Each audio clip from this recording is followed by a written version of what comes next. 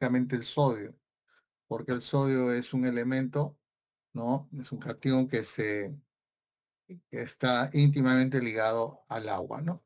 Y hay trastornos muy importantes en el metabolismo del sodio que nosotros tenemos que saber manejarlo en nuestra práctica cotidiana, en nuestra práctica diaria, como médicos y ustedes que se están preparando, ¿no?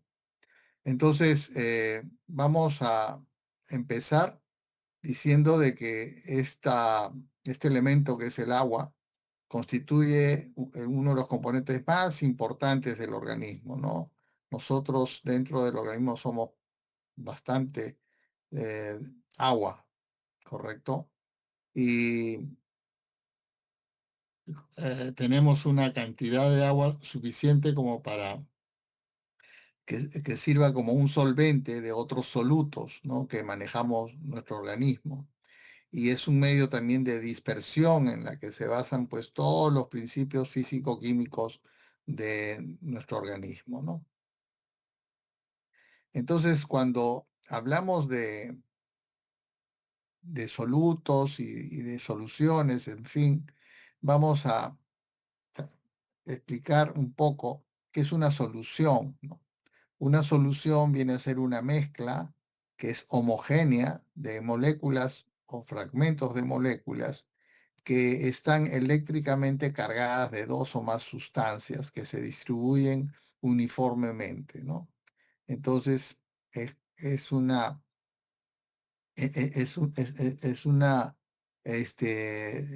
digamos, una parte de nuestro organismo como solución que tiene agua más otras sustancias que son moléculas que están eléctricamente definidas, ¿no? En cambio, los electrolitos son sustancias que puestas en una solución, ¿no? En este caso puede ser de agua, plasma, lo que sea, facilitan el paso de la corriente eléctrica, ya sea un anión, ¿no? Que tiene carga negativa o un catión que tiene carga positiva, ¿no? Entonces hay que saber diferenciar bien eso. También vamos a escuchar el término cristaloides, ¿no? Y coloides. Los cristaloides vienen a ser las sustancias que son difusibles al ser disueltas en el agua. Estas van a contribuir a que haya variaciones en la osmolaridad. Y estos cristaloides, pues, por ejemplo, osmolaridad digamos que lo determinan la glucosa, la urea, el ácido úrico y algunos aminoácidos. Y los coloides van a ser las partículas que pueden ser de gran tamaño, ¿no? Dispersas uniformemente en un medio de agua, pero que no son difusibles, ¿no? Entonces la diferencia entre un cristaloide y un coloide, lo que no es difusible, como son las proteínas plasmáticas, estamos hablando de albúmina o globulinas, ¿no es cierto? Entonces, cuando tengamos un tratamiento a un paciente, dicen, vamos a pasar un coloide, estamos pensando en que va a haber una administración de albúmina, ¿no? Ok. Esta agua y los solutos se van a distribuir en el organismo, ¿no? Entonces, la distribución del agua corporal total va a ser en diferentes espacios, ¿no? Una, un gran porcentaje del agua que tenemos nosotros está dentro de las células. Entonces se llama el agua corporal total intracelular. Y el otro remanente es el extracelular. ¿No es así? Ok. De, del extracelular, que, que representa el 45%, nosotros tenemos que el plasma tiene una distribución del 7,5%, el agua que está en el intersticio y en los vasos linfáticos es el 20%, los que tenemos en el tejido conectivo y los cartílagos el 7%, en el tejido óseo es el 7,5%. Uno diría, el hueso no tiene agua, sí tiene agua, obviamente, y en el espacio transcelular también es el 2,5%. Otra eh, situación que debemos contemplar es sobre el balance acuoso, ¿no? El balance acuoso está determinado por los ingresos y egresos que tiene el agua dentro de un organismo. Dentro de los ingresos, tenemos que tener en consideración que están las bebidas y los alimentos que son en una proporción variable, ¿no? Yo como más, yo como o bebo más o menos, y entonces el ingreso va a ser en más o en menos. Pero hay una agua endógena. Esa agua endógena sí es un agua que la va a producir el propio organismo, que eso se llama el agua por oxidación, ¿no? Entonces, que no es dependiente de la cantidad de agua que nosotros consumamos o dejemos de consumir, y esa agua endógena representa un 4 o 5%, y en centímetros cúbicos es un promedio entre 300 a 350 centímetros cúbicos por día en un adulto, ¿no? Estamos hablando de adultos acá. En los niños, claro, el agua endógena o de oxidación es un poco menos. Y hay otra agua que está medida como ingreso, que son las aguas que el paciente recibe, ¿no? Ya sea porque le están dando un aporte parenteral a través de la vena o rectal, ¿no? A través de de un fluido que se da en buena cantidad y después se va a absorber en el intestino. Entonces, esto también es variable, igual que la ingesta, ¿no? Por vía oral. Y como ven ustedes, el agua y la distribución es diferente en los diferentes grupos etarios, ¿no? En los lactantes, en los muy niños, ¿no? Y en los adultos. Entonces, vamos a tener agua de oxidación con estas cifras, ¿no? El adulto le dijimos 300 centímetros cúbicos por día, ¿no? La ingesta oral teóricamente es esta, en tanto en lactantes como en niños mayores, y las pérdidas insensibles, que son, no, también son las pérdidas que se dan por el sudor, por las lágrimas, por varias cosas, por la salivación, ¿no? Por la respiración. Entonces son pérdidas que hay que manejarlas también, y dentro de un balance que nosotros conocemos como balance hídrico, y cuando hablamos de los electrolitos, balance hidroelectrolítico, ¿no? Entonces, y ahí están los egresos, está la orina, las heces, ¿no? Que son todas estas elementos que contribuyen a los egresos. Entonces tiene que haber un balance entre los ingresos y los egresos, ¿no? Si ingresó 2.000, 3.000, lo ideal es que egrese también 2.000, 3.000 para tener un balance cero. Pero esto casi nunca sucede porque nuestro organismo no es una máquina, definitivamente, ¿no? Así que no se puede manejar eso matemáticamente. Entonces, estos egresos hay que saberlos sí manejar en determinadas situaciones. Si, por ejemplo, nosotros vemos a un paciente que está en un estado de un distrés respiratorio, un paciente que está en una ventilación mecánica, paciente que tiene una diuresis importante, una poliuria, o un paciente que se está yendo en diarreas acuosas de alto débito. Entonces, esto sí es importante en el balance de agua que tenemos nosotros, y eso repercutirá, como vamos a ver, en el balance de sodio también, ¿no? Porque el agua arrastra el sol. Entonces, nosotros tenemos, esto es un recuerdo de la fisiología renal, para que ustedes sepan, porque pueden algunos de ustedes de repente se han olvidado. Este es un esquema que representa el glomérulo, ¿no? Con su asa aferente y eferente, y esto se une a un sistema venoso finalmente, porque es un capilar sanguíneo, y entre este capilar y el túbulo renal, porque este es el túbulo, hay una comunicación definitiva, ¿no es así? Entonces, ¿para qué? Para que se produzcan los mecanismos básicos, fundamentales que tiene un riñón. Un primer mecanismo es el mecanismo de la filtración. ¿Qué significa esto? Significa que es la filtración del líquido capilar, este es el capilar, hacia del glomérulo al túbulo, ¿no? Esta es la filtración, ¿no? Y la tasa de filtración glomerular viene a ser la velocidad, que normalmente es la depuración de creatinina, ¿no? La tasa de filtración es aproximadamente 160 litros por día filtran nuestros riñones.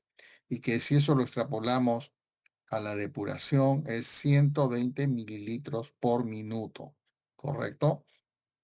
Esa es la filtración, es el primer mecanismo. El segundo mecanismo es un mecanismo ya no negativo, sino positivo, es la reabsorción. Acá esto está representándolo a un túbulo renal. ¿Y qué cosa es la reabsorción? Es el transporte que hay de un elemento, de una sustancia, de un soluto, al túbulo renal, ¿no? Entonces, a la es, esa es la reabsorción, ¿no es cierto? Entonces, si nosotros tenemos acá al tubuli, nosotros tenemos que estar reabsorbiendo hacia este tubuli, ¿no? Entonces, esa es la reabsorción. La otra es la secreción. La secreción es que el transporte de una sustancia de la sangre al túbulo renal, ¿no? Al interior del túbulo. Esa es la secreción. Y la excreción es ya la eliminación de una sustancia por la orina, ¿no? Entonces, dicho esto, nosotros tenemos que hay una terminología que se llama el aclaramiento, que se puede decir clearance también, o depuración. Y se refiere al volumen del plasma que se depura totalmente de una sustancia X cualquiera. En este caso puede ser la urea, puede ser la creatinina, puede ser la glucosa, pueden ser las proteínas, en fin, en una unidad de tiempo. Por eso que si nosotros manejamos cuál es la depuración de la creatinina, diremos lo ideal es 120 mililitros por minuto, ¿no es cierto? Por una cantidad de superficie corporal que se pone ahí. Entonces, aquí establecemos ya que cuando hay un espacio, ¿no? En el cual se muestra el plasma, ¿no? Y que tiene solutos, en este caso es el riñón y el otro es agua, el soluto está disperso homogéneamente, ¿no?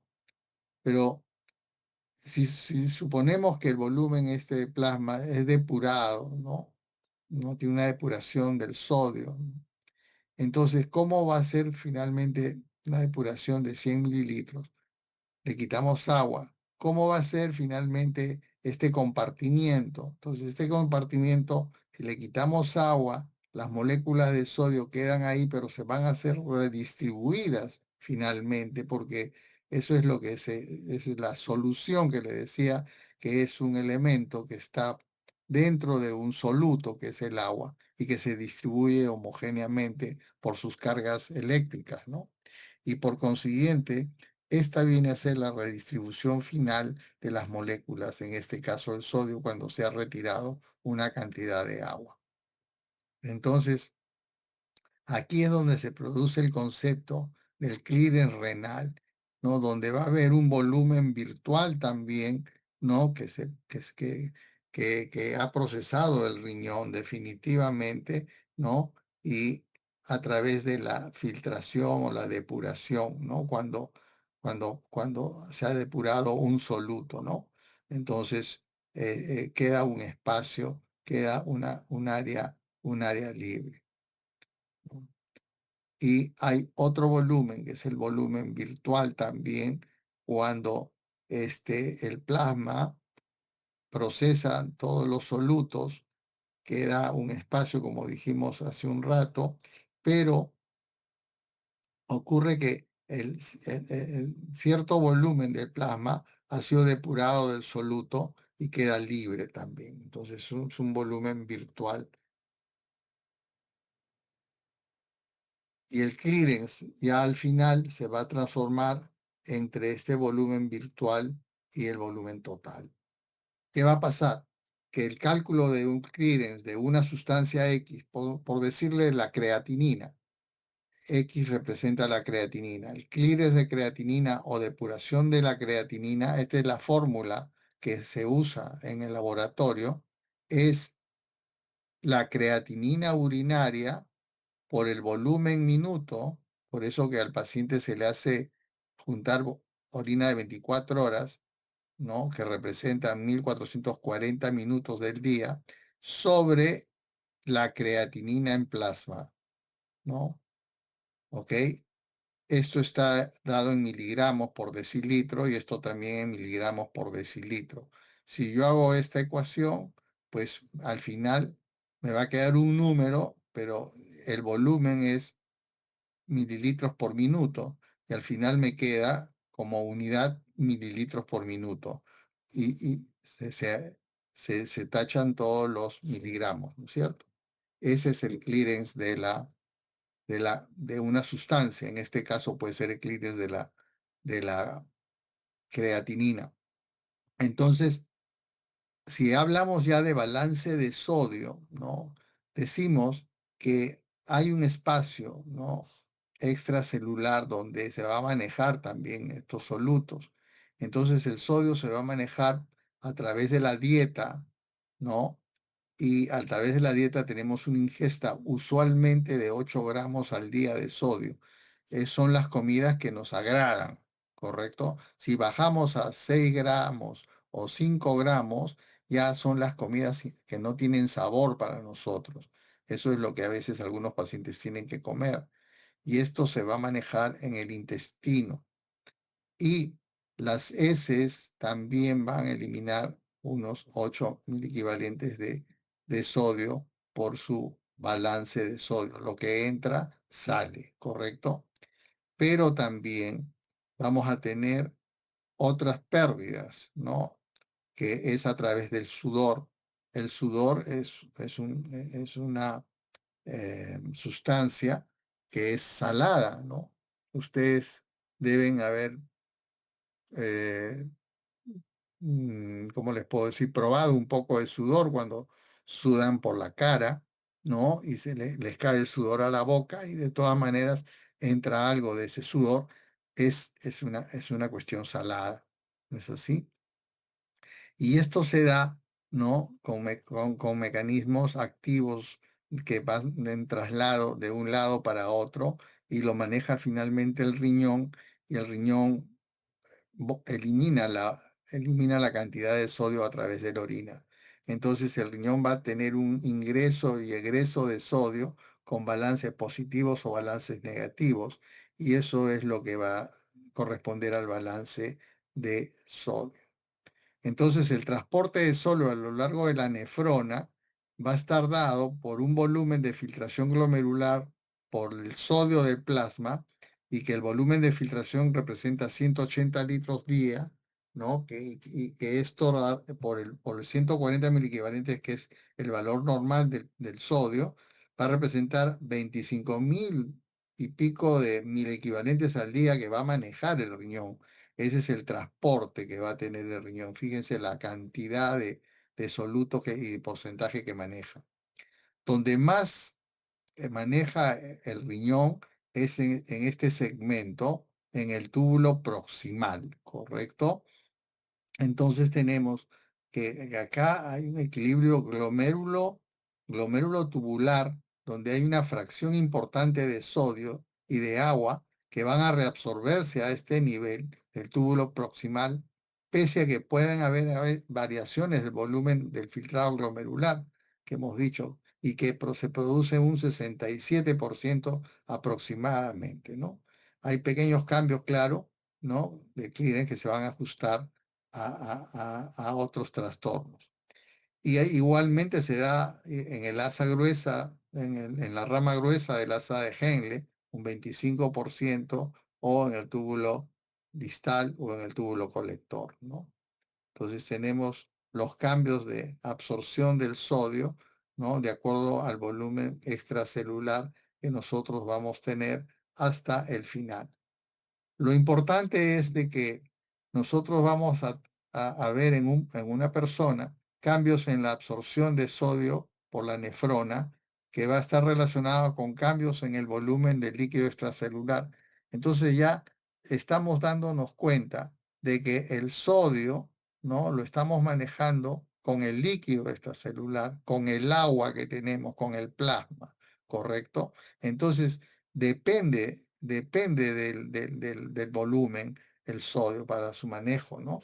Entonces, nosotros vamos a tener un peso de una persona, ¿no? Cuya el agua corporal total representa el 60% en cuanto son los varones, por ejemplo, y el 55 o 50% cuando es una mujer del peso total está en el agua. Entonces vamos a tener una cantidad de milimoles de sodio, ¿no? Que vamos a tener como consumo que se da, ¿no es cierto? Y vamos a ejercer un balance con la producción que vamos a tener, ¿no? El output que vamos a tener nosotros de más sodio. Y al final, durante los días van pasando, ¿no? ¿Sí? ¿Alguna pregunta? este, Esto va a tener otro comportamiento donde va a haber el balance negativo, ¿no? Entonces hay un balance positivo y negativo, y esto es lo que va a ser el balance final del sodio.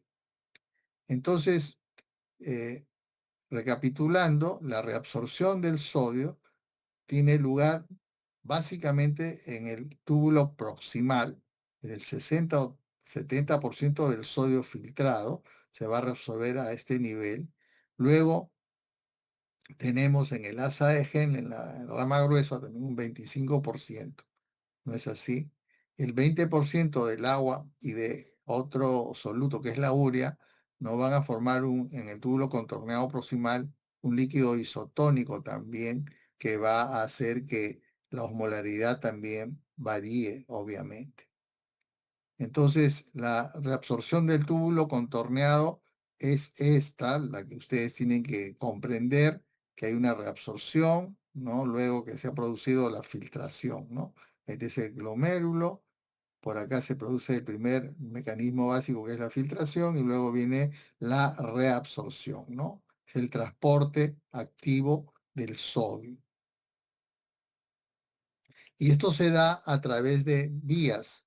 Hay unas vías que son paracelulares, ¿no? Y otras vías que son transcelulares, como ven ustedes acá, donde actúan muchos elementos, ¿no? Muchos elementos importantes, como ustedes ven acá. Uno de los elementos importantes que tenemos nosotros, ¿no? A este nivel son las acuaporinas, por ejemplo, ¿no es cierto? Las acuaporinas. Entonces, estas acuaporinas son canales transmembrana que se ven, ¿no? Y que pertenecen a una membrana básicamente intrínseca de las proteínas, ¿no? Estas proteínas que nosotros tenemos aquí van a formar unos poros, ¿no es cierto? Unos poros en la membrana biológica, ¿ok? Porque todo esto es la célula, esta es la membrana. Y estos poros a través de estas membranas biológicas van a ser donde se transporta el agua, la urea, el glicerol, una serie de solutos y sustancias. Estas son lo que vendrían a ser las acuaporinas, ¿no? Entonces, cuando hay disminución de las acuaporinas o aumento de estas, van a producirse cambios en el manejo del agua y del sodio, ¿no? Igualmente, pues acá estamos viendo que el sodio es el elemento principal, fundamental para, digamos, la osmolaridad, ¿no es cierto? porque si ustedes revisan cuál es la fórmula de la osmolaridad, son dos moléculas de sodio que son 2 por 140, son 280, ¿no? Más la glucosa, la urea y todo, pero básicamente el sodio es la que da la osmolaridad, ¿no? Con 280 y quedarían 13 miliosmoles nada más para otros elementos que conforman la osmolaridad normal. Entonces, tiene que haber una gradiente de osmolar también para que se maneje el sodio. Y los transportes también tienen que ser así. Dentro de ellos está la glucosa, los aminoácidos, los fosfatos y los lactatos, que son sitios donde van a ser manejados a través de esta membrana luminal para que se ejerza esa gradiente de concentración de iones de sodio, ¿no? Entonces, ya tenemos que existen la vía paracelular y la transcelular, ¿no? Que van a existir de acuerdo a unos receptores para que manejen todas las moléculas de sodio. Y el agua también, básicamente, ayudado con las acuaporinas, ¿no? Entonces, estos se dan en distintos segmentos del riñón. Acá hemos visto que es en la parte del túbulo proximal, acá en el asa de Henle, estamos viendo que es mucho más permeable al agua, ¿no? Y a otras sustancias, ¿no? Donde manejamos también otros elementos, ¿no? Y los transportes activos en el túbulo contorneado distal también, donde hay un rol importante. Por eso que todos estos segmentos que manejan los diferentes tipos de sodio y de agua van a ser segmentos que van a tener un rol cuando manejamos nosotros diuréticos, ¿no? Vamos a darnos cuenta que determinados diuréticos van a funcionar más en un segmento. Por darles un ejemplo, los diuréticos de asa, la furosemida, donde justamente en el asa de Henle es donde se va a producir la mayor excreción de agua y de sodio, ¿no es así? Entonces ahí tenemos todo en el túbulo colector, donde se maneja no solamente el sodio, todo, sino también la hormona antidiurética, ¿no es así? Y así es. Y hablando de diuréticos, justo era lo que le decía, ¿no? Entonces, tenemos los diferentes diuréticos, ¿no? Los diuréticos, perdón,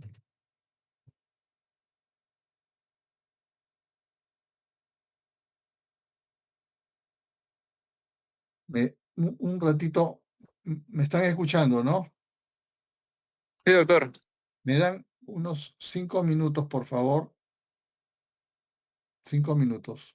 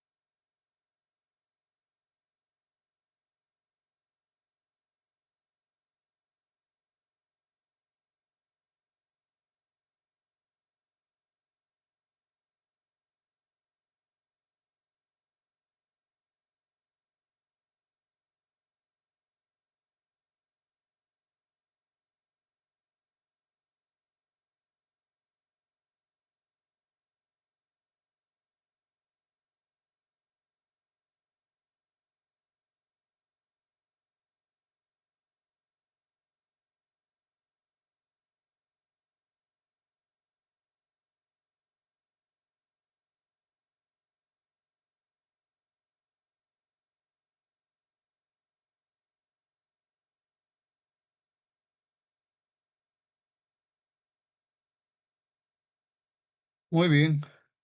Continuamos, por favor. Ok.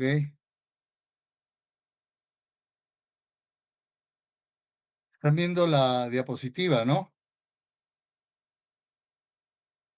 Sí, doctor. Hola. Ya. Ok. Entonces, nos quedamos en que justamente cuando nosotros extrapolamos todo esto que hemos estado hablando en el manejo del agua y de los solutos, vamos a hablar también indirectamente de los diuréticos, ¿no? ¿No? Entonces, por ejemplo, hablaremos de los diuréticos osmóticos que hay, ¿no es así? Como son el manitol, el, que básicamente se maneja acá a este nivel del túbulo proximal. Los diuréticos que son los inhibidores de la anhidrasa carbónica, ¿no? Como son la acetosolamida, por ejemplo, ¿no es así? O los diuréticos de asa, estos que vemos acá, que son la furosemida a la cabeza, pero también tenemos la toracemida, la otra se llama la bumetamida, ¿no? Que son otros diuréticos de asa también, y algunos diuréticos también que se manejan a manera distal, las tiazidas, por ejemplo, ¿no? Como que se ven acá, por ejemplo, los diuréticos tiacídicos, ¿no es así? Dentro de las tiacidas tenemos la hidroclorotiacida, la indapamida, la clortalidona también y todas esas cosas, ¿no? Entonces, tenemos todo, y a este nivel están, por ejemplo, los diuréticos ahorradores de potasio, ¿no es así? Ahorradores de potasio, como son el amiloride, otra es el triamtideno, por ejemplo, ¿no? Y todas, y la espironolactona o la espleronona, ¿no? Entonces, los diuréticos tienen su lugar de acción, ¿no? De acuerdo también al manejo de cómo el agua y los solutos, llámese sodio o potasio, se den en determinadas zonas, ¿no? Entonces, para eso es importante comprender la fisiología que hemos estado explicando de manera muy somera, pero por lo menos para que ustedes recuerden, para que sepan que hay una relación entre todo esto, ¿no?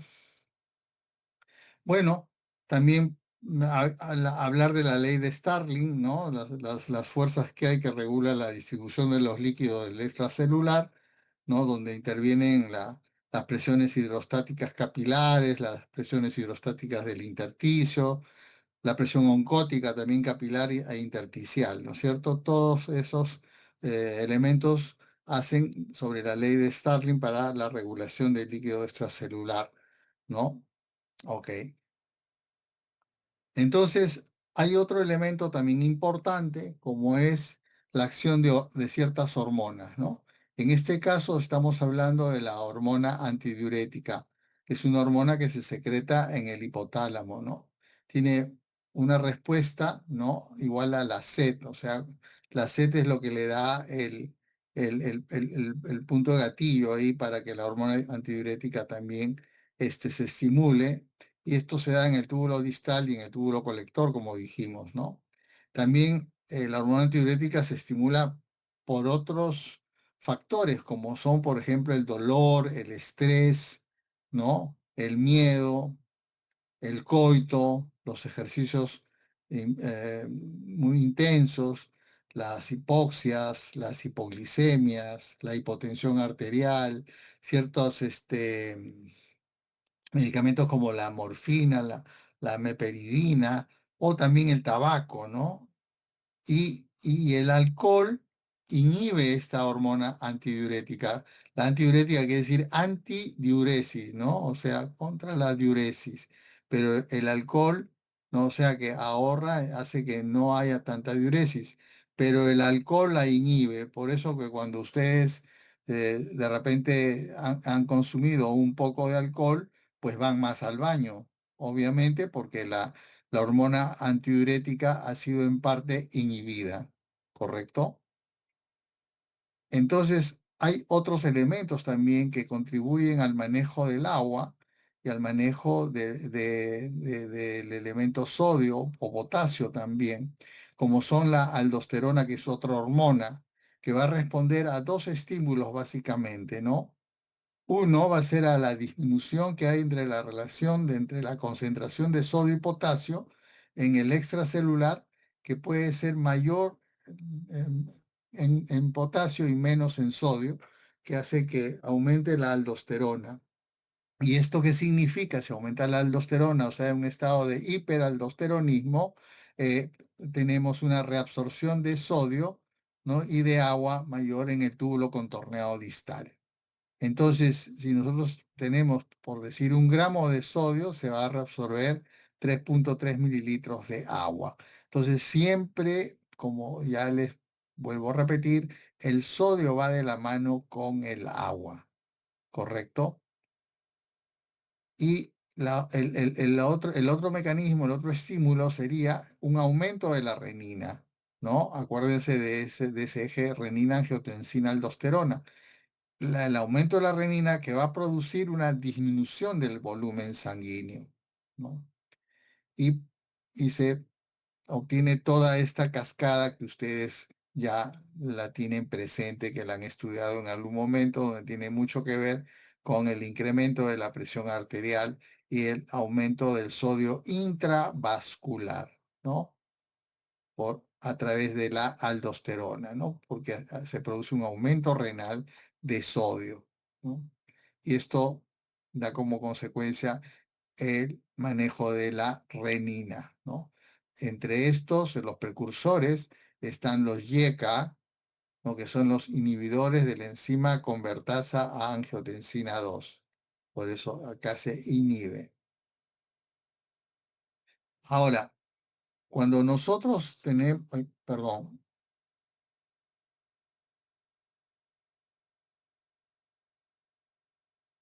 cuando nosotros tenemos eh, en cuenta el rol que juega la hormona antidiurética, que es importantísima para, como vamos a ver, para el manejo tanto del agua como del sodio, entonces tenemos que ver que esto, bueno, se produce a través de unos estímulos que se dan en el hipotálamo hipófisis y el mecanismo principal es la reabsorción de agua en el conducto colector y aumento de la concentración urinaria, obviamente, ¿no? Entonces, pero cuando, por ejemplo, nosotros tenemos un aumento de la ingesta de agua, ¿no? Va a haber una disminución de la producción de ADH también, ¿correcto? ¿No? Por la concentración de sodio. Y cuando nosotros tenemos el mecanismo, el estímulo de la sed, ¿no? Va a haber una disminución también en cuanto a lo que es la sed. Entonces, esto va a influenciar en la hormona antidiurética, como dijimos. ¿No es así? Y ni qué decir cuando hay ganancia de agua, ¿no? El riñón también va a hacer de que este, el contenido de agua en el extracelular, por fluido extracelular, se va a incrementar en cuanto a su concentración osmótica del cloruro de sodio. Entonces, la hormona antidiurética, ¿no? Va a jugar el rol importantísimo, ¿no? Dentro del manejo de agua y sodio, como vamos a ver después cuando veamos los trastornos de agua y sodio, donde por ahí vamos a citar la secreción inapropiada de hormona antidiurética, que es el CIHAT, cuando hablemos de repente de la hiponatremia, ¿no? Entonces, aquí nosotros tenemos cómo se maneja el agua y el sodio, ¿no? Con hormona antidiurética, donde acá se ha inhibido la secreción, el agua, ¿no? Es más sensible aquí y en cambio cuando no hay ADH, pues el manejo del agua, todo se va por acá, ¿no? Y para eso tiene que haber un feedback también en el túbulo glomerular, ¿no? Si aumenta la tasa de filtración, aumentará el flujo tubular de agua y cloro y también a nivel de la mácula densa, ¿no? Que es que está acá, la mácula densa viene a ser un sensor, ¿no? Un sensor en la arteriola aferente, entonces que lo da el sodio y la presión arterial. Y en cambio, si disminuye la tasa de filtración glomerular, el sensor de la mácula densa va a enviar un efecto vasodilatador a través de las prostaglandinas y del óxido nítrico a la arteriola aferente. Y va a hacer que se libere más renina y se va a vasoconstreñir la arteriola eferente y disminuirá el flujo tubular que lleva el cloro y el agua. Entonces, en síntesis, nosotros tenemos que en el riñón vamos a manejar el sodio, ¿no? En el túbulo proximal en una mayor cantidad, en el asa gruesa, el asa de Henle, en el túbulo distal y en el túbulo colector. Y acá la hormona antidiurética, ¿correcto? Entonces vamos a ahora, una vez que ya hemos repasado bien un poco a grandes rasgos la fisiología normal del agua y del sodio, ¿no? Que van juntas, entonces vamos a hablar sobre ya ciertos trastornos que hay de, de- del sodio. Comencemos con la hiponatremia. ¿Hasta acá hay alguna pregunta o proseguimos? No, doctor, todo claro. Ok, gracias. Entonces, ¿qué cosa es la hiponatremia? La hiponatremia viene a ser un trastorno hidroelectrolítico que es muy frecuente en los pacientes críticos. Ustedes, si se meten a una unidad de cuidados intermedios o a una unidad de cuidados intensivos que tienen, por decirle, 20 pacientes ahí, yo estoy seguro que 10 están con trastornos de sodio. Es bárbaro la cantidad y trastornos de sodio bajo, hiponatremia, ¿no? Por diferentes motivos. Entonces es una patología muy frecuente, como les vuelvo a repetir. Entonces es importante en todos los pacientes críticos con patologías del sistema nervioso central, como son hemorragias subaracnoideas, meningitis, traumatismo cráneoencefálicos, en el Guillain-Barré, donde se produce una secreción inapropiada de hormona antidiurética, etc. Y también esta hiponatremia es una patología muy constante en pacientes ancianos, sobre todo, que están caminando, ¿no? Y caminan con su hiponatremia y nadie se da cuenta hasta que la hiponatremia se haga más severa y ahí sí da síntomas, ¿no? Entonces, esa es otra de las consideraciones que hay que ver. Incluso hay medicamentos, hay una serie de condiciones que hacen que haya hiponatremia. Los valores normales de sodio son de 135 a 145 mil equivalentes por litro. Esto deben grabarse bien, ¿ok? Y cuando definimos hiponatremia ya es cuando el sodio en sangre es menor de 135, ¿no? Y decimos que una hiponatremia es severa cuando decimos que el sodio está entre 125 a 120 o menos. Ya es una hiponatremia severa. Muchos hablan de 120, otros hablan de 125, por eso que lo he puesto así. Entonces, la hiponatremia no es en realidad una patología, o sea, no es una enfermedad. No dice la enfermedad de hiponatremia, no.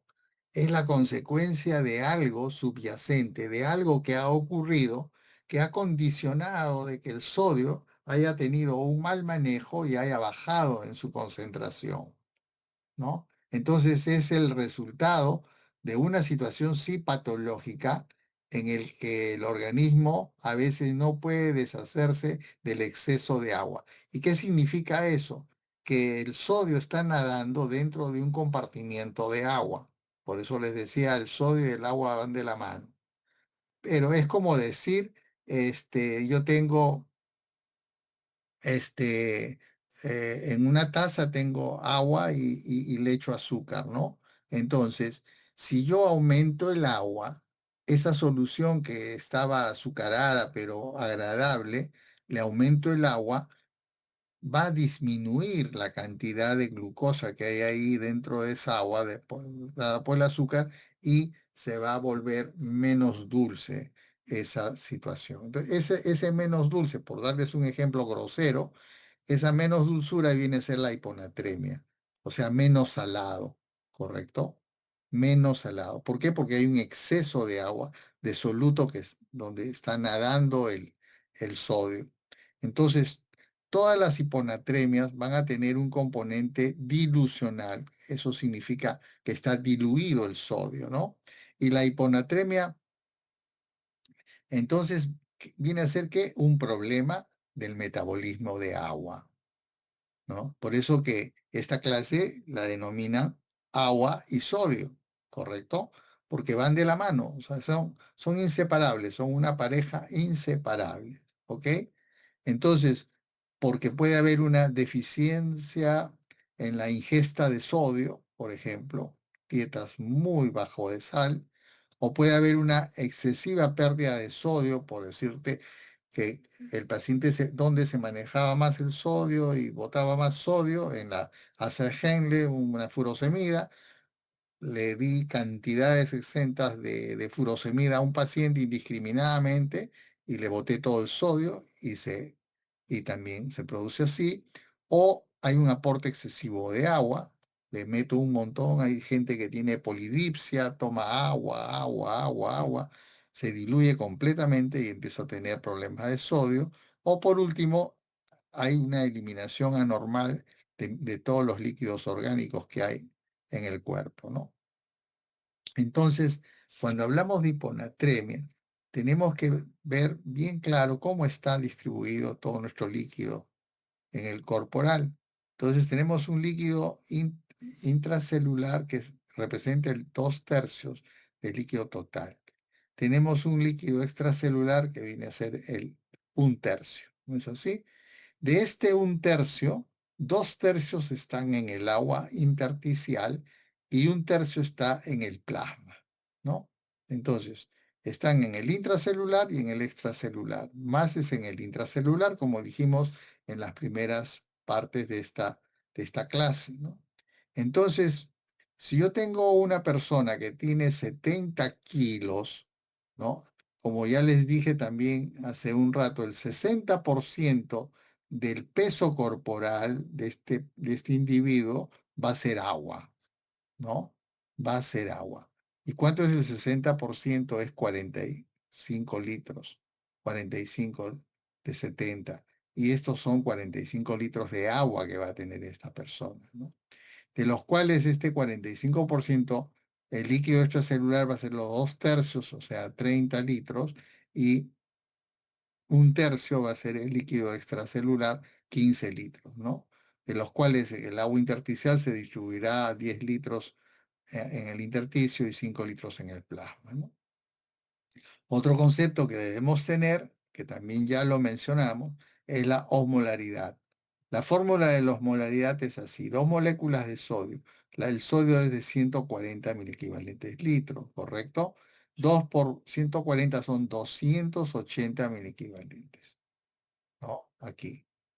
Y la glucosa X sobre 18 y el nitrógeno ureico en sangre, que viene a ser más o menos la mitad de la urea que siempre les reportan, entre 2,8, ¿no? Entonces la osmolaridad debe estar entre 290 más o menos.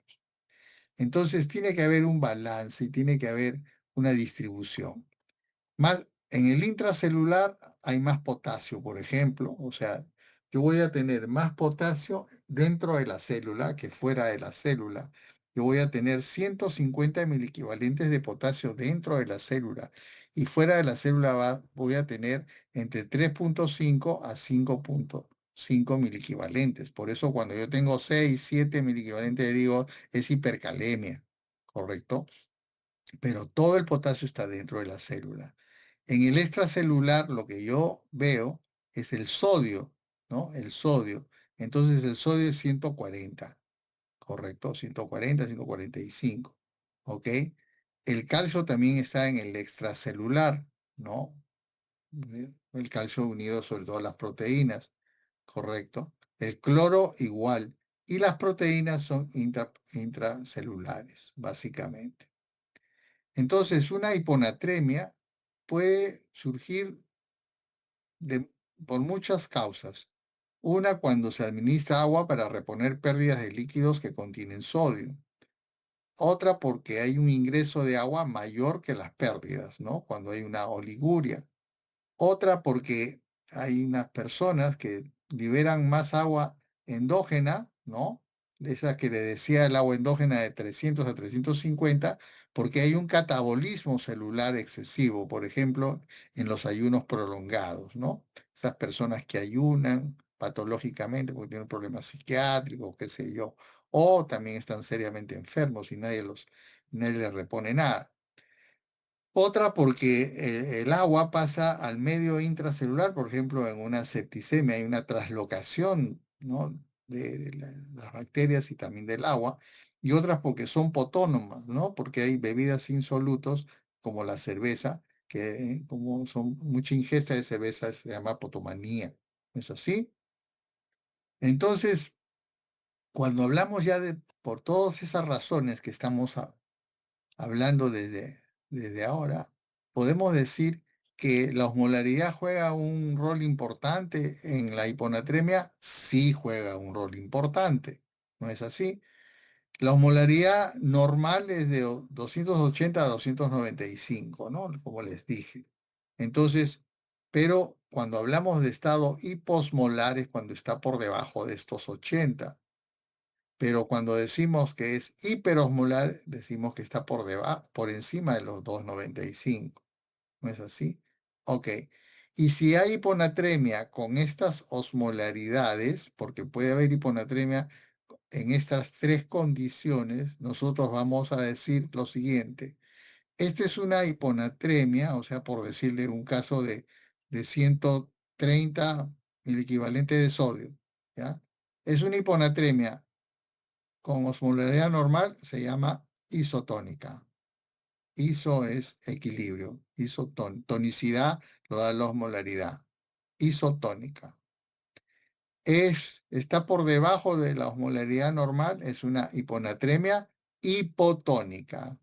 Hipotónica, cuando la osmolaridad está por debajo. Estamos hablando de osmolaridad sérica, no osmolaridad urinaria, porque también hay osmolaridad urinaria.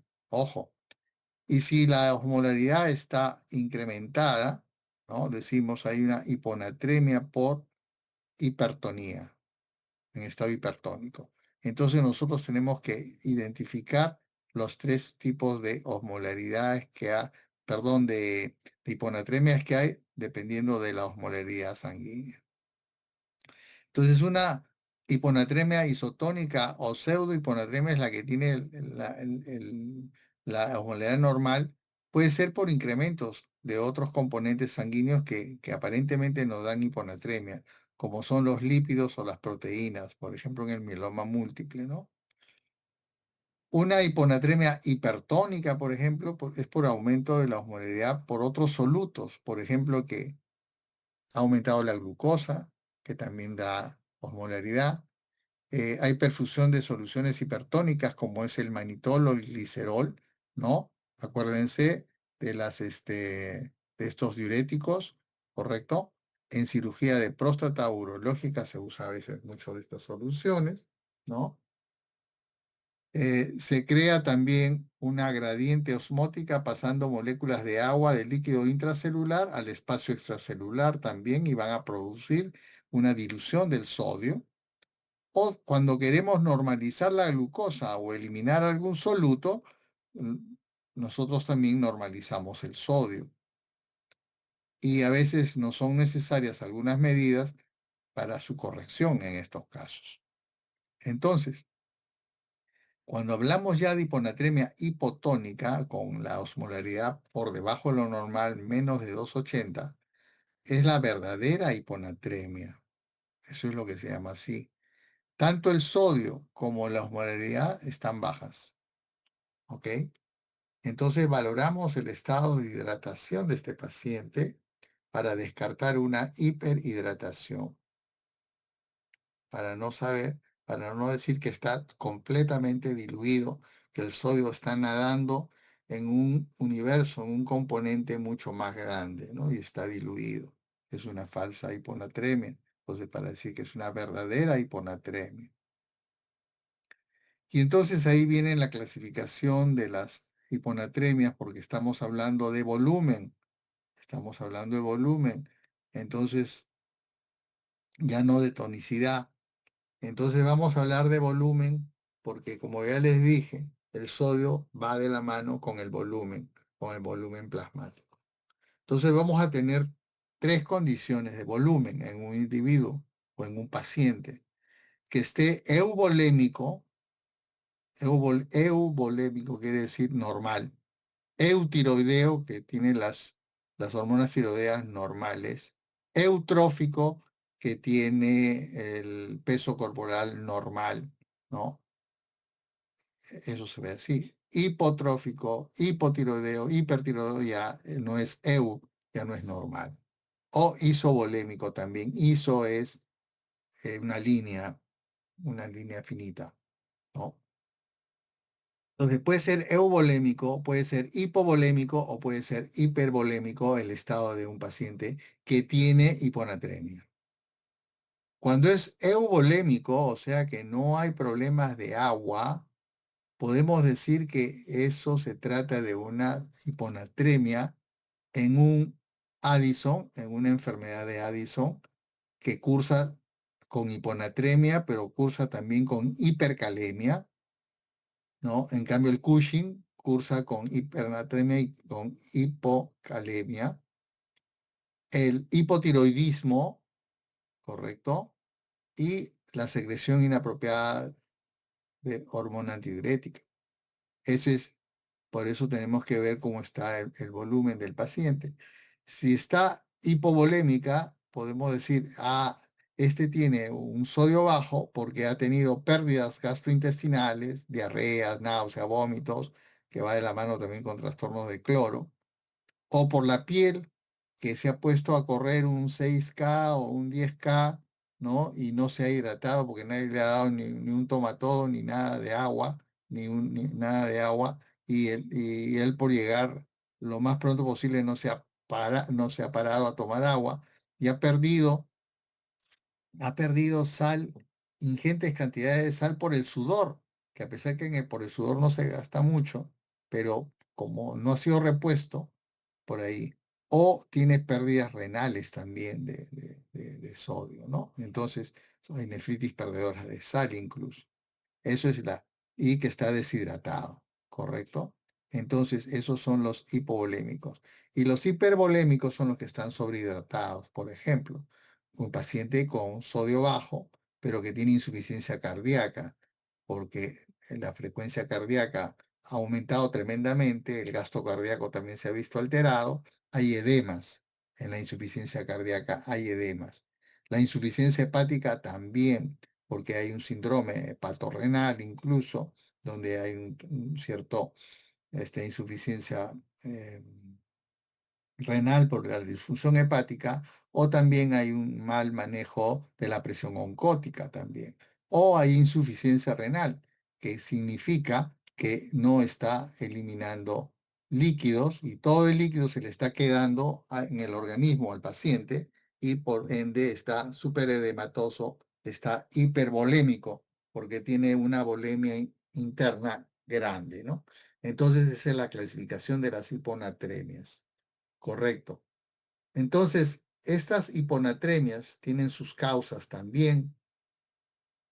Las causas, por ejemplo, de una hiponatremia isotónica, hipertónica, isotónica cuando hay aumento, ya dijimos, de los lípidos o plasma, e hipertónica cuando hay aumento de las sustancias osmóticamente activas como son el mannitol y la glucosa, ¿no?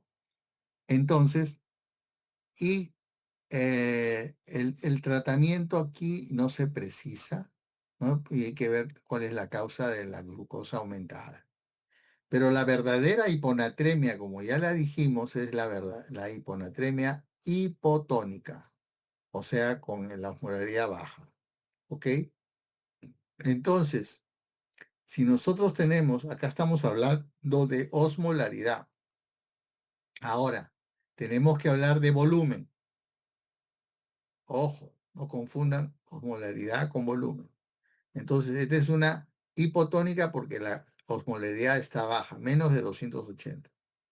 Entonces, puede haber una hiponatremia euvolémica con volumen normal, hipervolémica con volumen alto, hipovolémica con volumen bajo. ¿Y eso cómo lo medimos? En el volumen del extracelular. Entonces, aquí el sodio, ¿no? En orina está elevado, ¿no es cierto? Y acá el sodio en orina está disminuido, menos de 20. ¿En qué casos? Entonces tenemos que pedir un sodio urinario y un sodio para ver si está en más o en menos. Cuando es euvolémico, ¿ya? Como el síndrome, mejor vamos a empezar acá.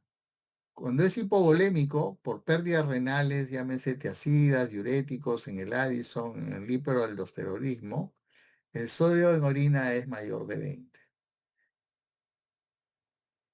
Cuando es hipervolémico, como es la insuficiencia renal, el sodio está más de 20. ¿Por qué? Porque la insuficiencia renal no maneja el sodio bien el riñón. Cuando es menos de 20, quiere decir que el riñón está funcionando bien, ¿no es cierto? Funciona bien. ¿Por qué? Porque si yo tengo un riñón que funciona bien y el riñón se da cuenta de que hay sodio bajo, ¿cómo se le va a ocurrir perder más sodio? Es imposible, ¿no es cierto? Pero juega otro rol que de repente no puede eliminar bien los líquidos, es otra cosa. Entonces, una cosa es no saber eliminar bien los líquidos y otra cosa es que haya insuficiencia renal, ¿no?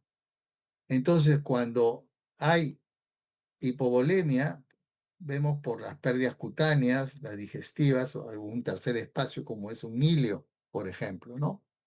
Y la hipervolémica, cuando hay un exceso de líquido, está la cirrosis, la ascitis, acuérdense, el síndrome nefrótico, los pacientes están en anasarca, ¿no? Pero están con el sodio bajo generalmente, o en la insuficiencia cardíaca también, están edematosos, ¿no? Ok. Y cuando son euvolémicos está la secreción inapropiada de hormona antidiurética, enfermedades pulmonares que hay del sistema nervioso central, la clopropamida, el hipotiroidismo, ¿no? Y la enfermedad de Addison, ¿no? Ok. Pero también hay hiponatremias crónicas. Ojo, hay hiponatremias agudas y hay hiponatremias crónicas, ¿no es así? Entonces, en las hiponatremias crónicas hay que restringir los líquidos, la sal, en algunos casos, para que se equilibre, o a veces hay que darle algunos, dieta rica en sodio también a los pacientes. Esto es lo mismo, no lo voy a marear acá, es lo mismo que esto, ¿ya? Así que acá está todo explicado también igual acá. Y vamos ya entrando a la parte de la patología en sí, como es la hiponatremia y su bioquímica. ¿Cómo clasificamos la hiponatremia en leve, moderada, severa o grave? ¿Correcto? Es leve cuando el sodio está entre 130 a 135. ¿Ok? Es moderada cuando la anatremia está entre 125 y 129. Y es severa cuando la anatremia está en menos de 125, otros dicen 120. Entonces, esto, acuérdense bien, para manejar las hiponatremias. Entonces, una hiponatremia aguda se puede dar igualmente una hiponatremia crónica, como ya dijimos. La hiponatremia aguda es aquella hiponatremia que está documentada en que ha existido hiponatremia menos de 48 horas de duración. O sea, el paciente tuvo unos electrolitos hace 72 horas y su sodio era normal y ahora el sodio sale bajo repetidamente, entonces esa es una hiponatremia aguda, ¿correcto? No porque tenga más enfermedad más crónica o lo que sea, sino porque el paciente sea más viejo o más joven. No, es así el cambio en sodio. Y la hiponatremia crónica es la hiponatremia que tiene al menos 48 horas de duración, no o más. Si la hiponatremia no se puede clasificar en estas cosas, se considera crónica, al menos que haya una evidencia clínica en una buena historia clínica, ¿no? Entonces, una hiponatremia moderadamente sintomática, ¿qué cosa es?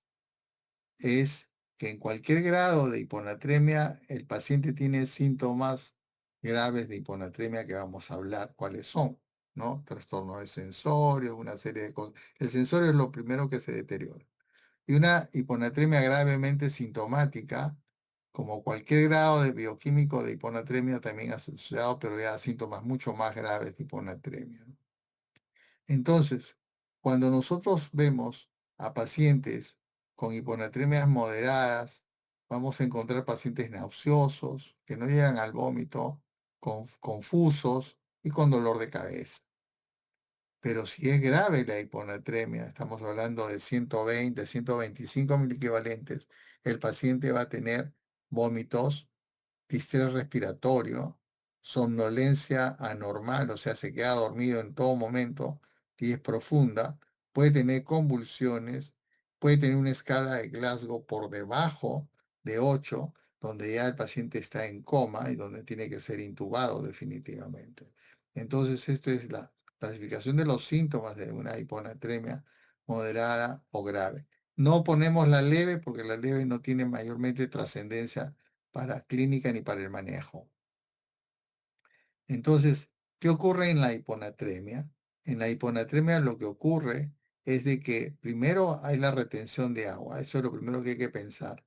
¿Esa agua dónde está? Va al líquido extracelular, entonces es una hiponatremia detectable, que puede ser leve, grave o aguda crónica, ¿no es así? O 2% van al líquido intracelular, donde ya hay un edema celular, porque el líquido intracelular se produce edema. Entonces hay edema en otros tejidos o hay edema cerebral. Generalmente hay edema cerebral. Entonces acá se recuperan, bueno, depende, porque hay mecanismos adaptativos que son rápidos, ¿no? Como es la destrucción de iones y agua que se da en horas, como podemos tomar algunas medidas y vamos a ver. Entonces es fácil de recuperar, pero es muy difícil de recuperar, incluso puede llegar a la muerte cuando la adaptación es muy lenta y la extrusión de osmolitos y de agua tarda mucho, ¿no? Tarda días incluso. ¿Por qué? Porque la hiponatremia no se puede corregir de inmediato, porque si se corrige bruscamente, se produce un daño cerebral, como es la mieloptisis pontina, ¿correcto? Entonces, es difícil de recuperar, requieren nuevas síntesis y se da en pacientes malnutridos también. Entonces, durante la extrusión hay síntomas, ¿no? Al equilibrar van a desaparecer también los síntomas, ¿no? Entonces, ¿qué va a pasar? El encéfalo va a ser el órgano más sensible para esta alteración, ¿no? Como el encéfalo está encerrado en esta caja craneal, entonces nosotros vamos a tener que, cualquier problema de osmolaridad y de todo, se va a hinchar y va a dar los síntomas que se tienen que dar, ¿no? Entonces, este, ¿qué cosa es lo que nosotros tenemos que tener en consideración? Que cuando el cerebro tiene una osmolaridad normal, ¿no? Entonces no nos preocupamos mucho con decir osmolar, pero si nosotros tenemos osmolaridad baja, ¿no es cierto? Entonces tenemos ganancia de agua, ¿no es así? Entonces hay un efecto hipotónico, de un estado hipotónico. Si nosotros hacemos una rápida adaptación, lo que tenemos que ver entonces es las pérdidas de algunos solutos de potasio, de cloro, ¿no? Por baja concentración osmolar. Y entonces vamos a ver que el agua se va a manejar de manera más o menos importante, pero va a tener un mecanismo adaptativo lento, ¿no? Muy lento, y que va a ser un mecanismo adaptativo no fisiológico, pero sí lento, ¿no? Entonces va a haber una gradiente osmolar y el cerebro no va a sufrir. Pero ¿qué pasa si nosotros tenemos 120 de sodio y queremos llevarlo a 130 de sodio? ¿No? Estamos apurados. Cargamos al cerebro, ¿no? A una terapia, ¿no? Rápida, ¿no? De una corrección rápida y damos una solución hipertónica. Y aquí sí, en este caso, ya no va a haber una adaptación, sino va a haber una desmielinización osmótica a nivel del área pontina, sobre todo, con secuelas terribles, secuelas irreversibles, ¿no? Irreversibles. O sea, y al final el paciente muere acá. Entonces hay que tener muy en cuenta, si yo tengo 120 de sodio, yo me conformo con llevarlo a 125 y dentro de unas horas más o un día a 120, a 130 y así, ¿no? Pero no de frente de 120 a 130, porque para subir esos 10 mil equivalentes es un montón de cosas que hay que hacer. Entonces, cuando hay hiponatremia, hay una reserva cerebral, ¿no? Cuando hay una hiponatremia aguda, tenemos todo el edema acá, el agua, miren cómo se maneja el agua. Cuando hay una normonatremia, no hay ningún problema de los osmoles y el agua, todo está correctamente, las circunvalaciones están muy bien, el sodio y agua se mantiene en homeostasis. En cambio, en el otro lado aumenta el agua y baja el sodio. Pero cuando hay una hiponatremia crónica, nosotros tenemos el sodio bajo, el aumento de agua, pero tenemos el sodio y el potasio y los osmoles bajos también en el cerebro. Entonces la reserva renal es diferente en una hiponatremia aguda que en una hiponatremia crónica, definitivamente. Y esto es lo que ocurre en una hiponatremia, ¿no? Cuando hay una hiponatremia, esto es la parte de todos los, la parte de las circunvalaciones y la parte se ha borrado, ¿no es así? Entonces, no vemos esto negrito, ¿ok? Pero fíjense, después de haberse corregido, ¿no? Ya nosotros vemos las cavidades ventriculares que están visibles, ¿no es así?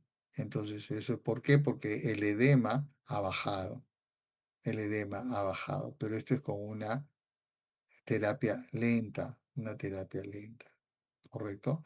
Incluso el edema cerebral que llegaba hasta acá, ahora fíjense cómo el cerebro se maneja mejor, tiene más espacio, ¿sí? Entonces, en lo que ocurre en una hiponatremia grave, es que hay progresión sintomática, ¿no? Hay adinamia, alteración de la memoria, discalculia, cefalea, déficit de atención. Luego pasa a otra etapa, a una letargia, estado de confusión, náuseas, vómitos, anorexia y por último calambres, estupor, convulsiones y coma. Esto es la secuencia que hay de una hiponatremia. Las causas de hiponatremia aguda son muchas. Está un periodo posoperatorio, la polidipsia, el inicio del tratamiento con tiazidas, ¿no? La preparación para una colonoscopía, que se pierde bastante líquido, eh, manejo con ciclofosfamida, la oxitocina, y el tratamiento también con desmopresina, que es la hormona tiurética, o la teripresina también, o vasopresina que se pueda dar. Pero hay otras causas también de hiponatremia no hipotónica, por ejemplo, ¿no? Entonces tenemos la presencia de los moles eficaces, como son la glucosa y manitol, y de los moles ineficaces, como son la urea y los alcoholes sobre el etilenglicol. ¿No es así? Pero también tenemos el gran síndrome de secreción inapropiada de hormona antidiurética, que es la causa más común que cursa con liberación sostenida y no regula la hormona antidiurética.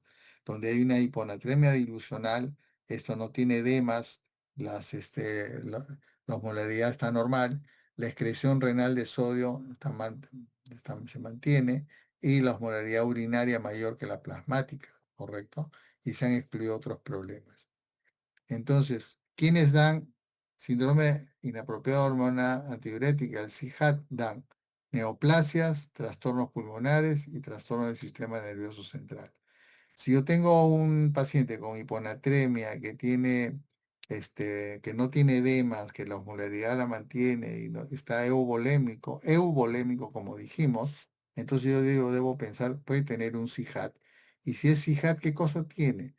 Si por ejemplo es un paciente que está pues con meningitis, que está con un tumor cerebral o tiene un TEC, una cosa de esas, él tiene un CIHAT.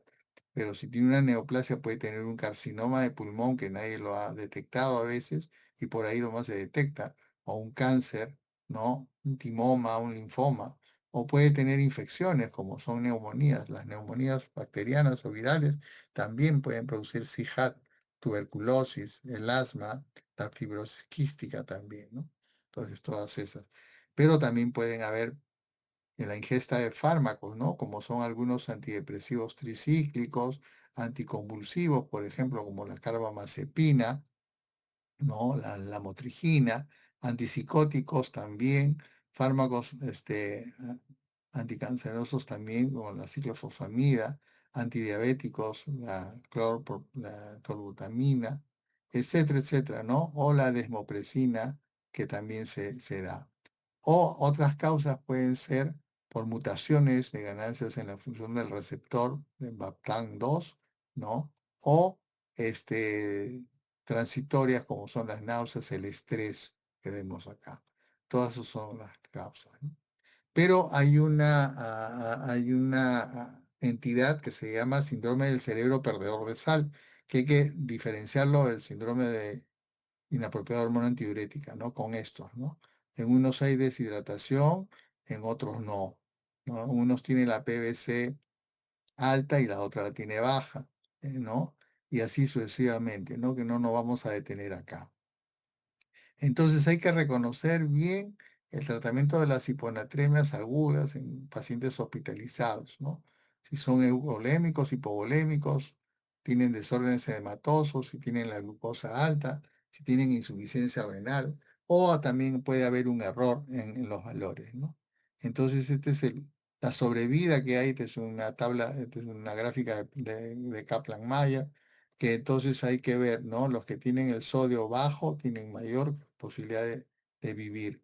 Entonces, menor posibilidad de vivir, mejor dicho, hay más muerte que los que tienen el sodio alto, definitivamente, ¿no? Entonces, las causas de hiponatremia ya la hemos dicho, ¿no?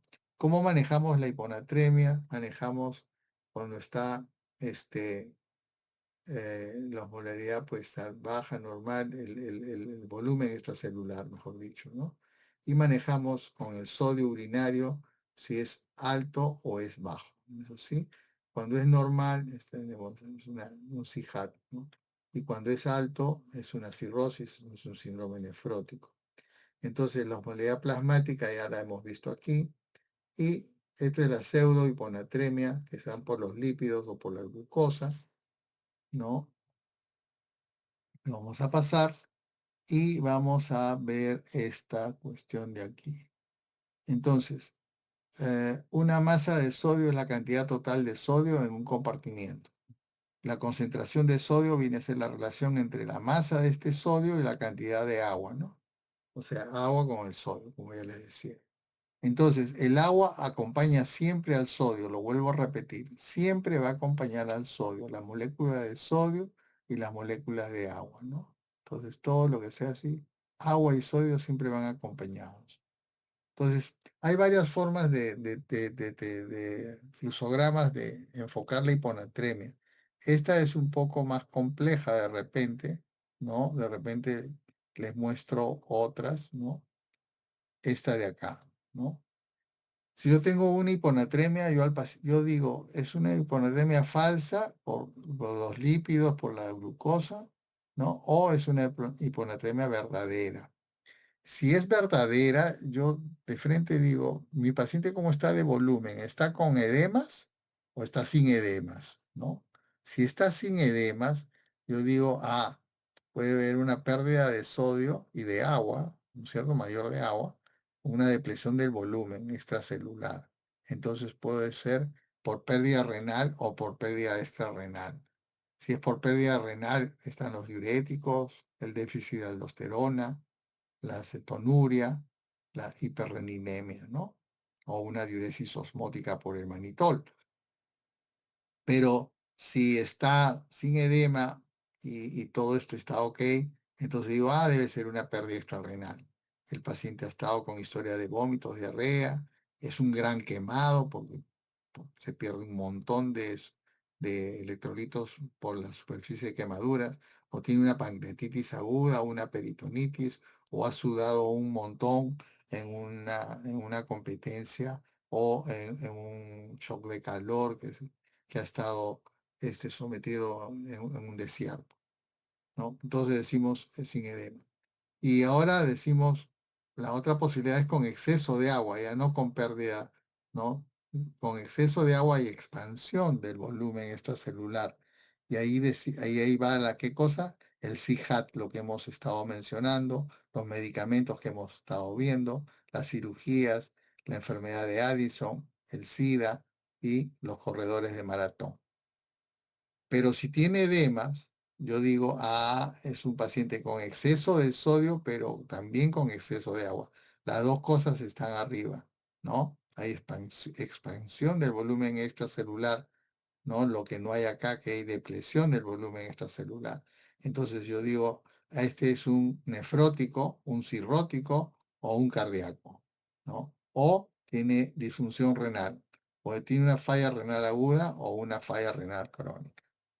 Entonces, yo puedo manejar así, este cuadrito me sirve. Yo particularmente tengo esto en mi cabeza y de ahí ya empiezo a jugar con la, con el sodio urinario, con la osmolaridad, para ver si es hiposmolar, o isosmolar o hiperosmolar, ¿no? Entonces, yo hago todos mis algoritmos así, ¿no es cierto? De acuerdo a la osmolaridad plasmática, veo cómo está el sodio urinario, ¿no? Todas estas cosas que nosotros tenemos que tener en cuenta. Entonces, si nosotros tenemos ya en la clínica la hiponatremia, va a depender de la cifra, ¿no? Lo que nos debe preocupar es cuando la hiponatremia es severa, ¿no es cierto? Entonces ya hay síntomas neurológicos, ¿no? Entonces podemos alteraciones de sensorio, convulsiones, náuseas, disartrias, estados comatosos, ¿no? Y hay otros síntomas otras comorbilidades que se pueden asociar a esto, ¿no? El tratamiento de la hiponatremia, cuando es aguda o grave, se dan incrementos idealmente de 6 milimoles cada 6 horas, ¿no es cierto? Y no se puede dar mucho porque puede causar el daño que ya les dije, ¿no? Entonces, lo que vamos a hacer es mejor hacer un ejercicio práctico, ¿no? Siempre recordar si es hipervolémica, normovolémica, en fin, ¿no? Y de recordar también las patologías asociadas como cirrosis, insuficiencia cardíaca o CIHAT o hipovolemia. Entonces, el tratamiento, ¿en qué se debe basar de una hiponatremia?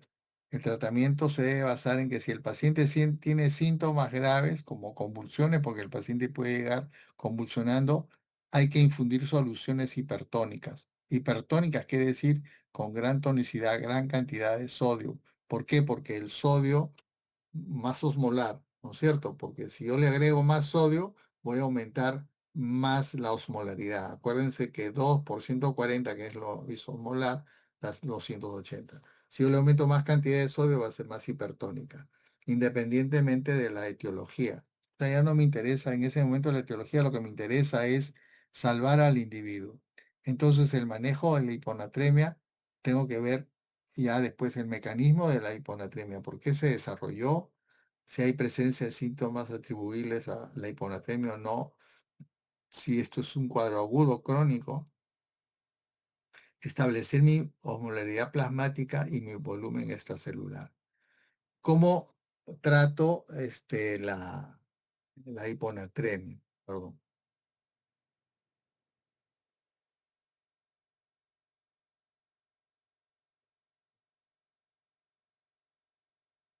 La hiponatremia trato con reposición rápida en caso de hiponatremias agudas severas con volemia normal o elevada.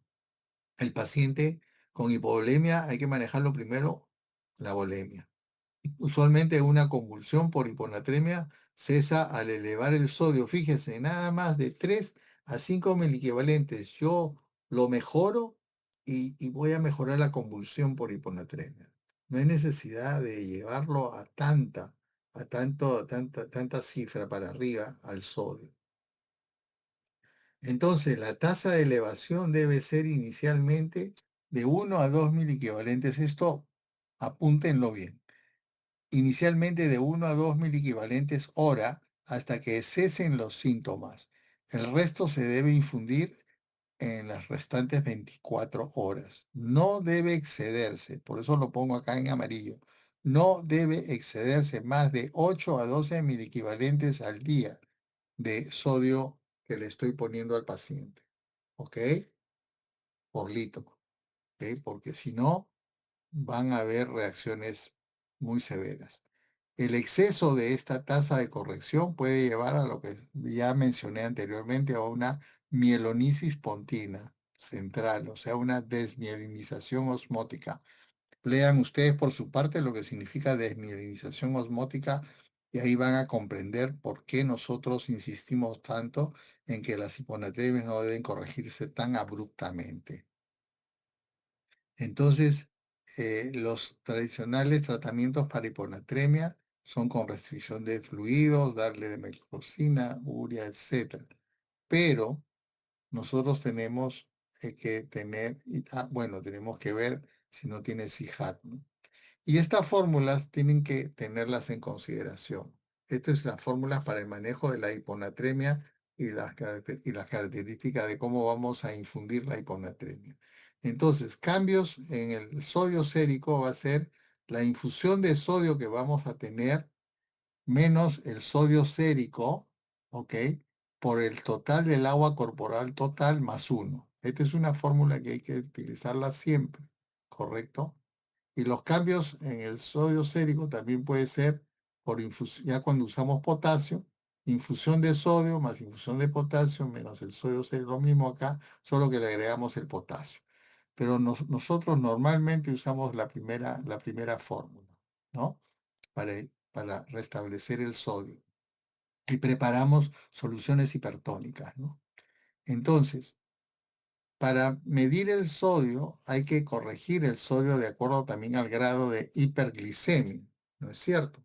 ¿Por qué? Porque ustedes han visto que la glucosa también juega un rol importante en el manejo de la concentración de sodio. Entonces yo puedo corregir el sodio así, sodio medido más 2,4 por la glucosa medida menos 100 miligramos por decilitros entre 100. Y eso me va a dar el sodio corregido.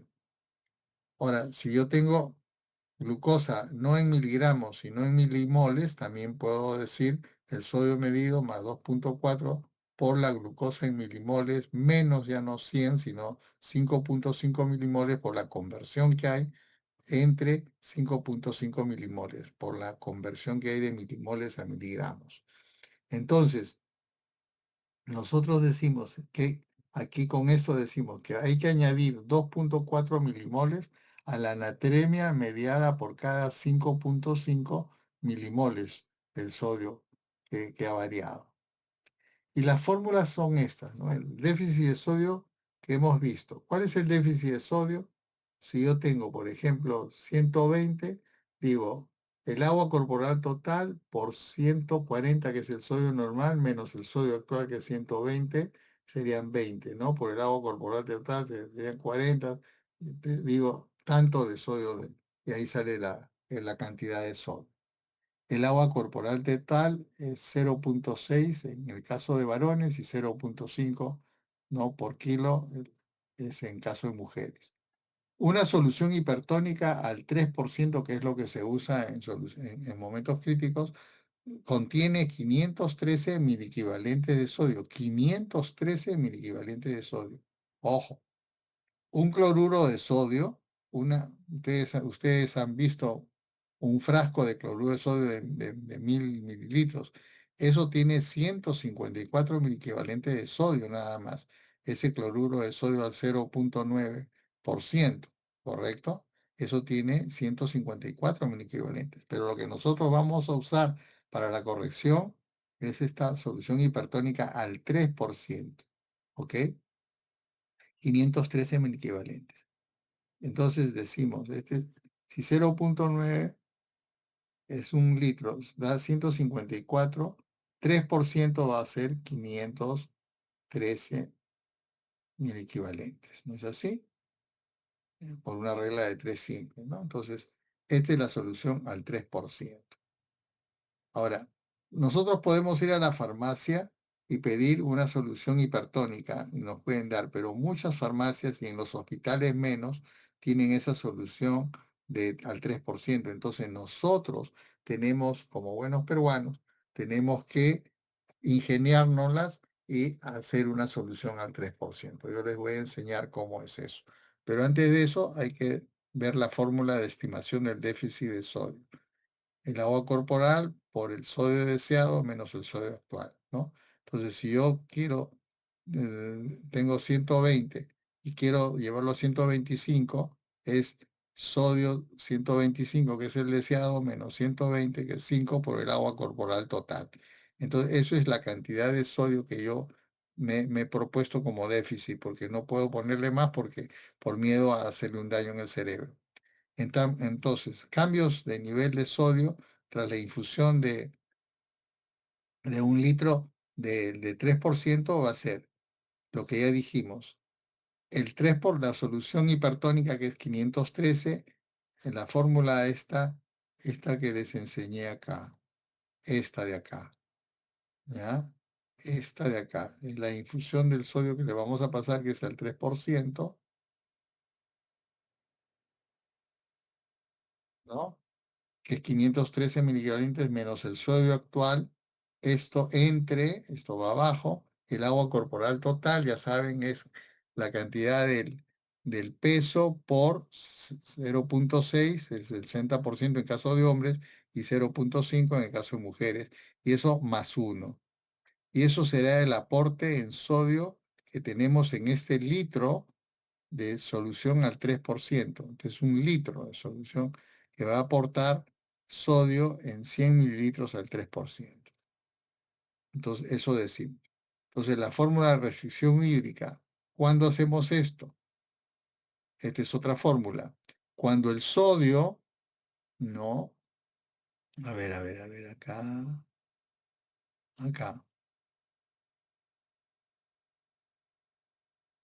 Si yo tengo acá un recipiente que tiene sodio, ¿correcto? Que tiene sodio. Está elevado porque está súper alta la cantidad de líquido que tiene este recipiente. Entonces el sodio se ve así, ¿no? Entonces, porque tiene una restricción, ¿no? Entonces quiero ver cuánto le voy a preparar yo del sodio, ¿no? Para ver al paciente. Si yo tengo el mismo compartimiento y le restrinjo el líquido, este sodio que ustedes están viendo es casi igual, el mismo tamaño, pero parece mayor, ¿no es cierto?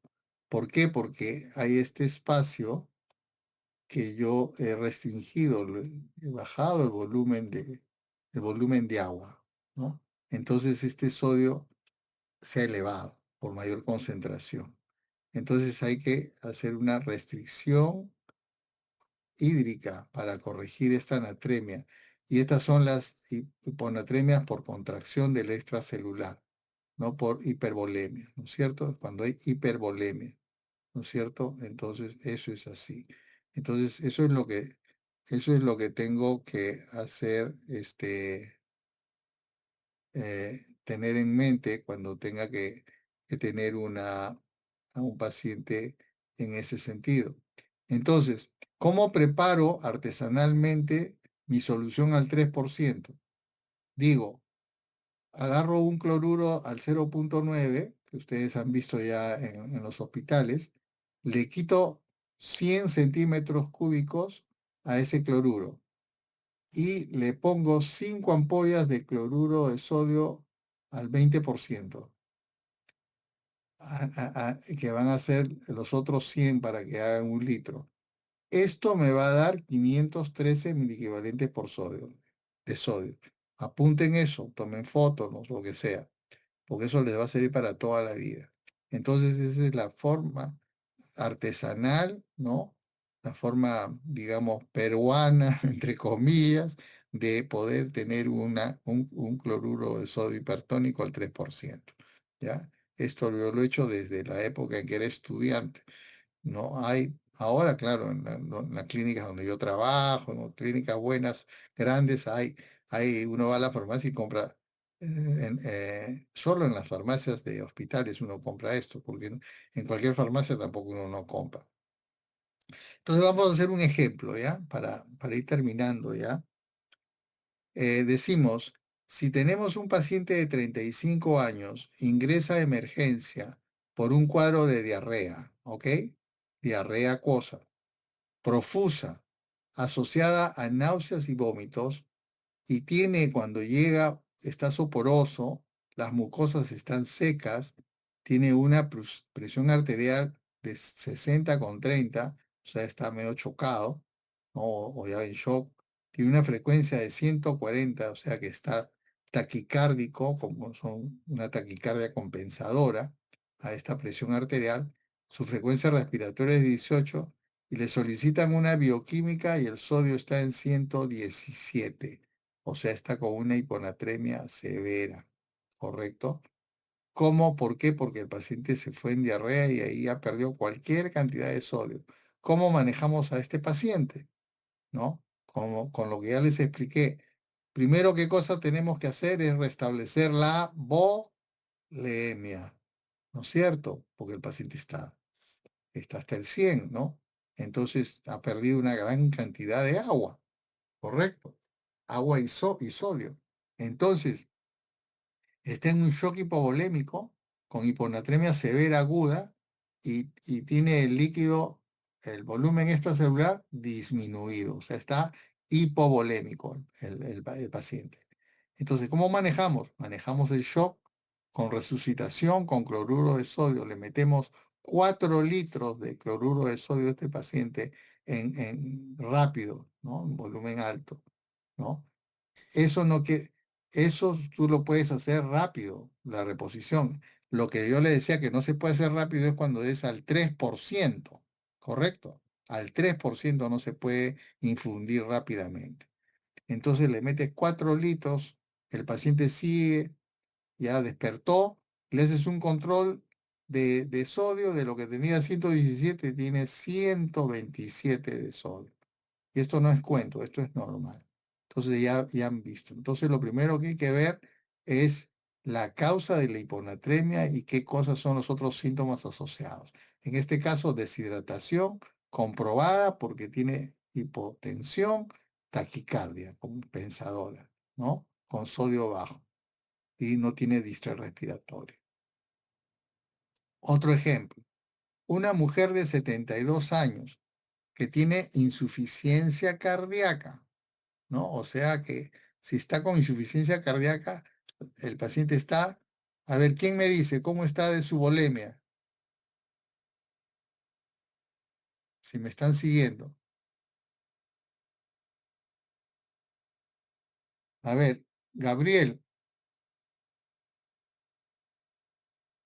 Gabriel, Duvali, Duvali que es mi alumna del grupo, Duvali del grupo 7. Camila, ya se fueron. Uy, ¿están ahí o ya abandonaron el cursillo?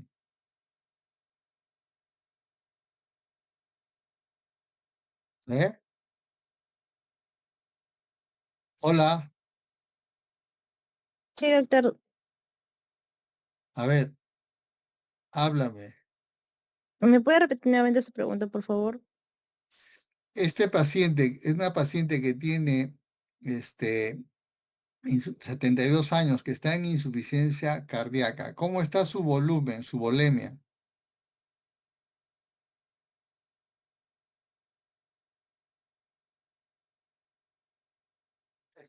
Está edematoso, ¿no es cierto? Está alta la volemia, está hipervolémico, ¿ok?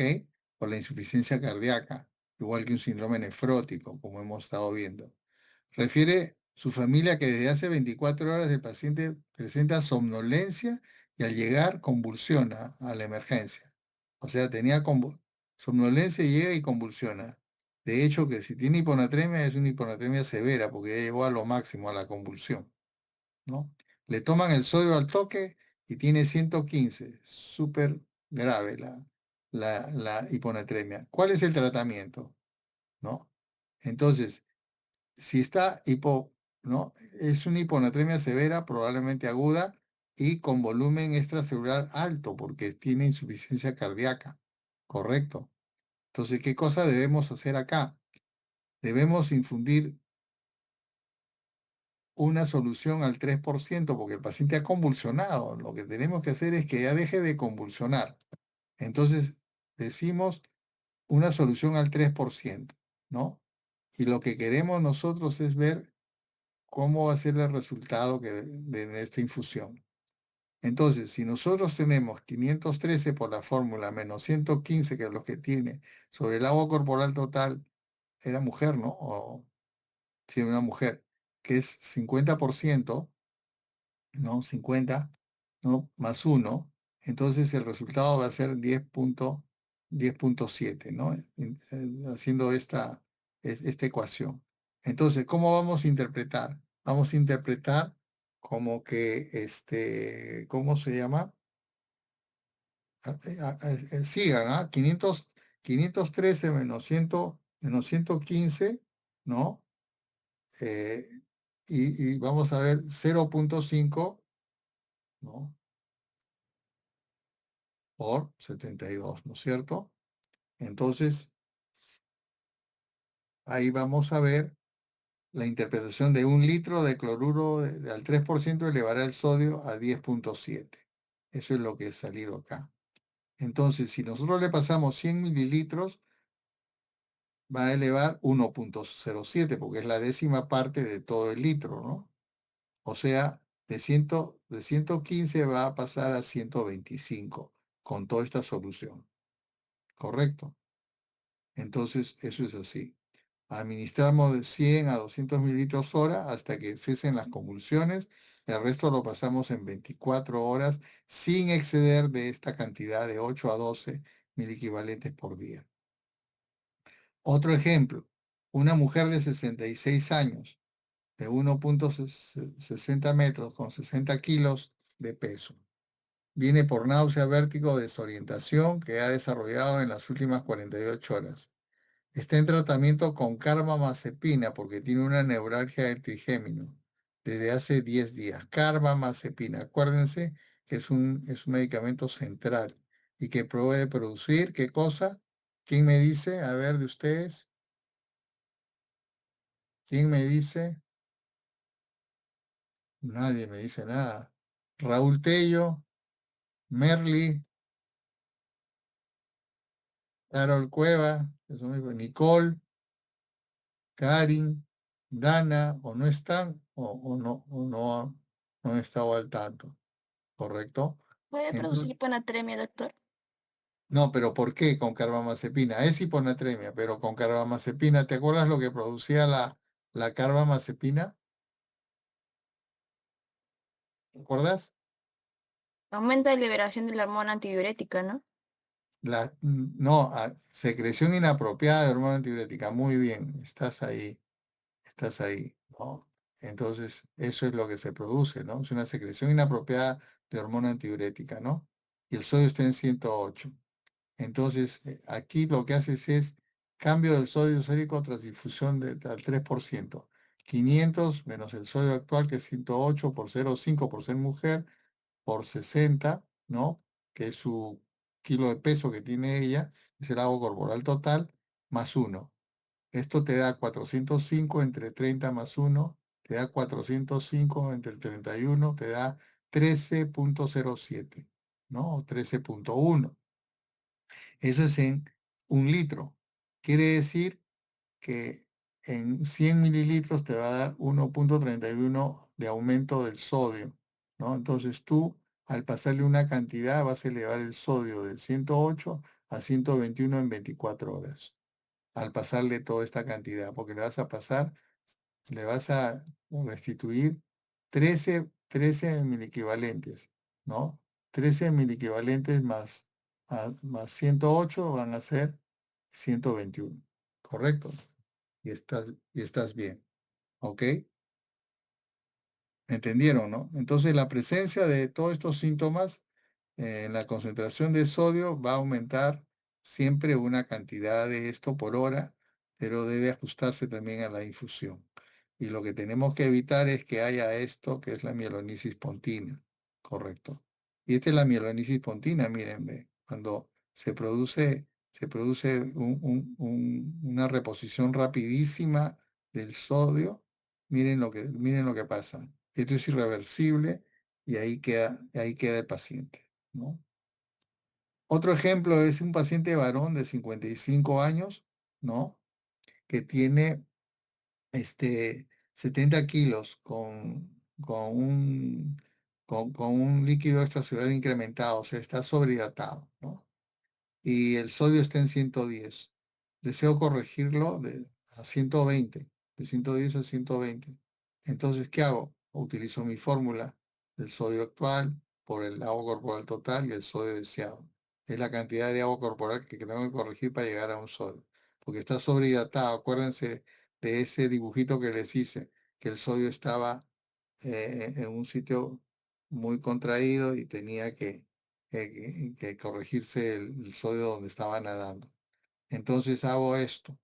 110 por el agua corporal total entre 120 es igual al agua corporal más la sobrehidratación que puede haber por el estado de sobrehidratación.